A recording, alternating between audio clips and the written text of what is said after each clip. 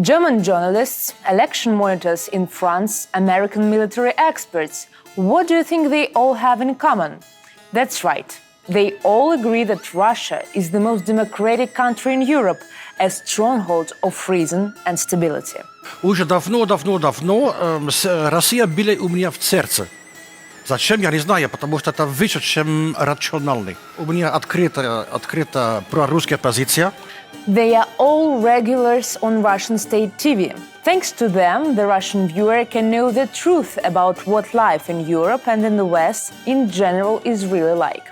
Because, spoiler alert, you guys are clueless about what's going on, right? Сейчас в Германии самый большой экономический кризис после войны. Мне жалко Германию. Эти бедные немцы читают «Шпигель» и не понимают, что происходит. Настолько СМИ их одурили. СМИ просто скрывают нужную для понимания информации. If you have no idea who these respectable Western experts are, don't worry.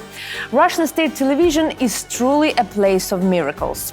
Only the Kremlin propagandists possess the magic that can turn people with no military experience into military experts and army officers, and also conspiracy theorists into journalists and political scientists. Они специально разрабатывали биологическое оружие, чтобы применить его против российского народа. Hello everyone, this is Fake News, the show where we disprove Russian state propaganda. My name is Valeria Ratnikova. I am a journalist at TV Rain, a Russian TV channel in exile. A year ago, we introduced you to a few of Russian propaganda's favorite Western experts. Today, we will go deeper and show you how propagandists use those so-called experts on their shows to convince their audiences that all reasonable people are on the Kremlin's side, even abroad. Я живу в России, где, простите, все свободнее, чем там в этой Германии, к сожалению. Do you remember Thomas Röper? It's okay if you don't. I doubt that even his own countrymen in Germany know who he is. He found his fame, or rather infamy, on Russian state TV. Just like our other characters, he supported Russia's annexation of 4 Ukrainian regions and toured the so-called referendums regarding these regions joining the Russian Federation. Сама голосование я не видел никаких нарушений, документы четко проверяли, урны были запечатаны, кабины были на месте. И удивительно было для меня настрой народа, который действительно пошел, большинство народа на референдум как на праздник, группами пришли, улыбались, с удовольствием общались с нами, с наблюдателями. Röper made this statement disregarding the obvious violations. And that is aside from the fact that according to international law, these referendums had no legitimacy. Moreover, the inhabitants were coerced to vote and vote in favor of the annexation.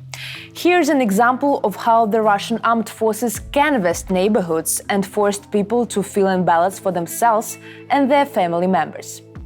Thomas Röper is not a German journalist, but a conspiracy theorist who believes that COVID-19 was manufactured in America.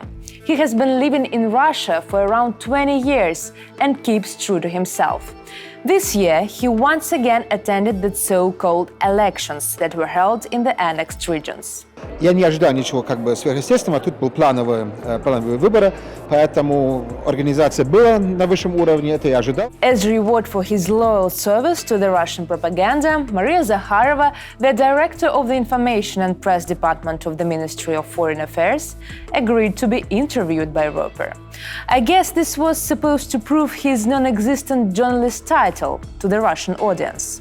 Западные СМИ очень часто показывают всю ситуацию, как будто Путин проснулся плохим настроением и решил напасть на Украину. Может быть, вы с точки зрения, именно как представитель МИДа и российского правительства, рассказываете немецкой аудитории, которая многое об этом не знает, предысторию этого конфликта. Почему это произошло, как это туда ситуация развивалась? Вообще, есть очень хорошая книга швейцарского журналиста Ги Метан.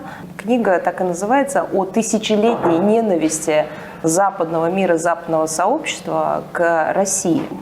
Неплохо было бы тем, кто интересуется, прочитать. Я не знаю, насколько чтение еще является, неотъемлемой частью жизни западного общества. You might know that last year Russia annexed 4 Ukrainian regions by means of the infamous referendums, the same where Crimea was taken over. This fall, they held elections in the same regions. It doesn't bother the Kremlin that these territories aren't even under full Russian control, or that many inhabitants fled their homes due to Russian military occupation.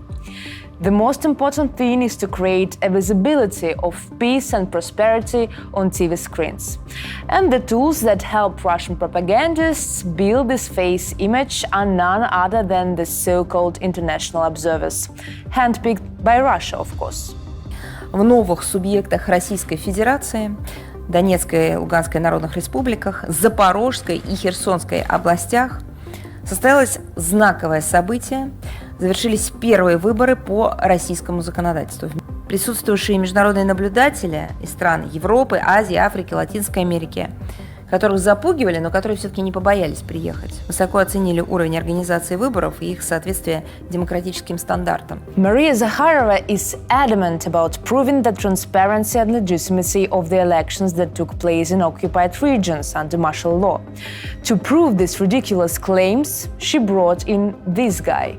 Первая вещь, которая бросается в глаза в выборах на территории Российской Федерации, это полное отличие от того, что утверждается в пропаганде в западных странах.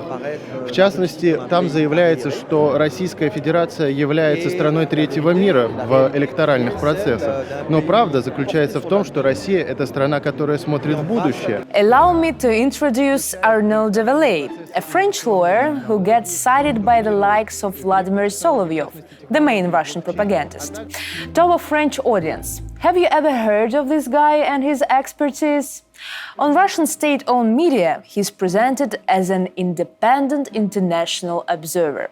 But his biography makes it difficult to justify the words independent in his title. J'ai pu participer à des procès politiques qui, quelque part, sont plus ou moins connectés à l'histoire que l'on vit actuellement. Presque un an que je vis ici, je n'aurais jamais pu imaginer, sans vivre ici, à quel point les clichés qui sont véhiculés à l'encontre de la Fédération de Russie en Occident. It is difficult to say which political trials he is talking about. Arnaud is an actual attorney, yes, but the internet has no mention of his involvement in any well-known political trials. What is mentioned online is his 2019 lecture where Develay is already expressing strong pro-Putin sentiments. Similar to the Russian president, he called the dissolution of the USSR the single greatest tragedy of the 20th century, as well as commended the Kremlin's foreign policy. L'actuel président de la Fédération de Russie avait répondu sans hésiter l'effondrement de l'Union soviétique. Le président Poutine avait compris que seule l'existence d'un rapport de force équilibré entre les grandes puissances rendait possible un respect relatif des règles de droit international. Another election observer who is also from France is André-Michel Claude Chanclu. He was lucky enough to participate in a meeting with the Central Election Commission, the authority responsible for all election proceedings. Chanclu just happens to say exactly what the Russian government wants him to say. The people here vote of their own volition. There is no coercion involved and no one forces people to vote. I already know that Western countries will say otherwise because they always say the same thing. But the truth is, Russia today is a true democracy. Russia is a symbol of democracy and freedom. Chanclu has long been professing his love for Russia. He even organized pro-Russian demonstrations in France, where he also considers himself the local representative of Novorossiya. That's what they call the Ukrainian territories around the northern shores of the Black Sea that Russia wants to claim. He is the head of the Collectif France-Russie Association, which is a largely unknown organization with about 1,000 members on Facebook. Moreover, Chanclu protested against COVID vaccinations and was an assailant of the extreme right French student group Union Défense. They are especially known for their anti-Semitic views, but that's not all.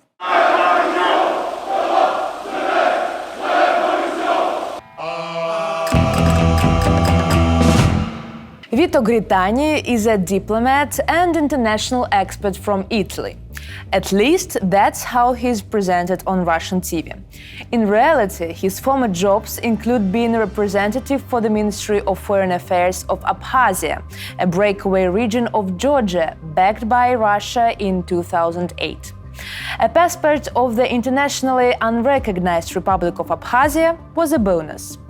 But Grittani's ambition grew stronger and he moved on from Abkhazia to the Ukrainian territories that were annexed by Russia. In his native Italy, he is considered as a Russian propagandist. And yes, his visits to the annexed regions are paid for by the Russian taxpayer. Не заметил никаких нарушений, в частности, нарушения, которых говорят у нас на Западе о том, что военные насильно заставляют кого-то идти голосовать. Такого мы не наблюдали. Относительно уровня организации я могу сказать, что он был на безупречном уровне. Pro-Kremlin Europeans are very sought-after guests on Russian state TV. Their motivation for participating in propaganda varies. It could be money or an honest belief that Vladimir Putin is fighting the good fight. Some of them even express very disturbing and inhumane views. An example of that would be Kris Roman, a Belgian who calls himself a representative of the Donetsk People's Republic, one of the annexed Ukrainian territories in Belgium. He openly supports the war and even calls it a special military operation, just like the Russian propaganda handbook prescribes. Я им желаю, большая победа. И потому что я верю, победа с нами. По-другому нельзя. Потому что или мы умрем, это значит русский мир, Донецк, или фашизм умирает.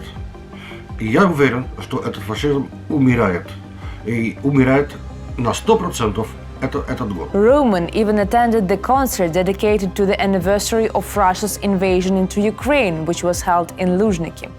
Simply put, he doesn't hide his sympathy for the current Russian leadership, and even comes on as a guest on the official TV channel of the Ministry of Defense. Уже давно Россия была у меня в сердце. Зачем, я не знаю, потому что это выше, чем рациональный. У меня открыта прорусская позиция. То есть, по информации, уже 25 лет у меня на улице русский флаг постоянно. Надо, что Америка делает, например, в Грузии, в Украине, и пробовал в Сербии, это революция через деньги. К сожалению, Россия так не делает, я знаю. Но надо такая-то революция в Европе. Russian state TV never delves into Kris Roman's past. It somehow doesn't fit with the concept of a holy war against Nazism, which is used as an excuse to be fighting Ukraine. Because, guess what? For a long time, Kris has been a member of a far-right group called the Vlaams Bloc, where he was expelled from for his racist views. Apparently too right-wing for the right-wingers. Moreover, he took part in neo-Nazi gatherings and even the celebration of Adolf Hitler's birthday. In early 2000s, he received a 9-year suspended sentence for citing a fake anti-Semitic document called the Protocols of the Elders of Zion. If you believe the Kremlin, even officers of the US Department of Defense are on the Kremlin's side. Россия абсолютно права в своей миссии и играет очень важную роль. Что касается завершения войны, она закончится победой России, вне всяких сомнений. Россия победит и изменит всю географию Украины и Европы. This is Scott Bennett, who is always introduced either as an ex-officer for special operations of the US Department of Defense or as a political analyst. Wherever he is, he always supports the wildest ideas that Russian propagandists come up with. He believes that the coronavirus was developed in American-backed Ukrainian labs. What's worse, they were also developing biological weapons there. But not just regular biological weapons.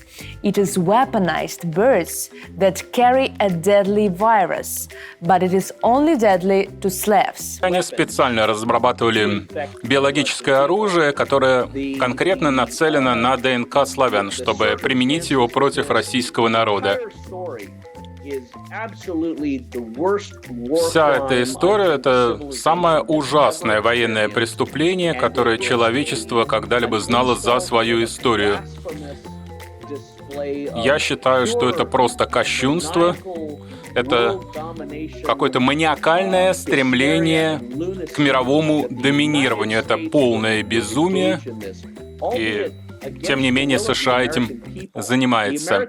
Aside from the fact that most Ukrainians are also Slavs, so developing an anti-Slav biological weapon would be the stupidest idea for them, let's consider the biological facts. Bioweapons that are targeted at specific nations do not exist and cannot exist. Please, let Scott Bennett know that he needs to retake high school biology. But jokes aside, Bennett actually suggested nominating Vladimir Putin for a Nobel Peace Prize. И на самом деле он является одним из самых умных и стратегически мыслящих лидеров по всему миру.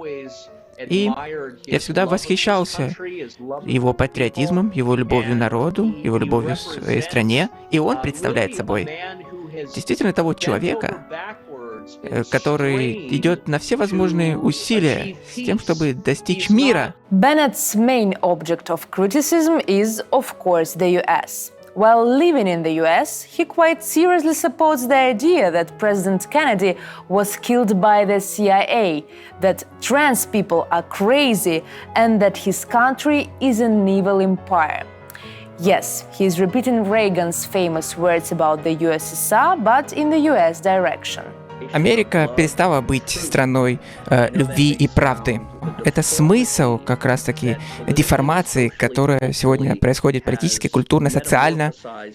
И это изменило Америку и превратило в буквально монстра, государство-монстра. Политический цирк — это как раз-таки хорошая характеристика того, что происходит. Those are some strange views for an officer of the American military, right?